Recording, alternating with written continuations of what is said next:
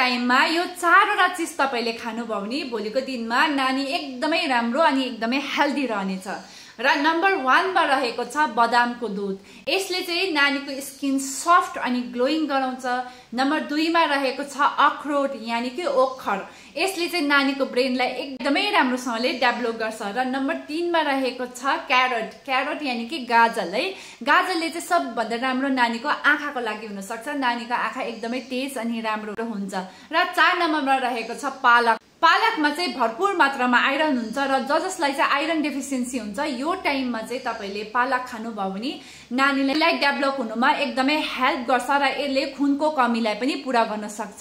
र यो प्रेग्नेन्सीको टाइममा चाहिँ न्युट्रिसन एकदमै जिउमा कमी हुनुले गर्दाखेरि धेरै नानीहरू फिजिकल्ली ह्यान्डिक्याप अनि आमै पनि एकदमै विक हुन्छ। त्यो भएर तपाईहरुले सकेसम्म यो टाइममा न्युट्रिसन लिनु एकदमै जरुरी छ।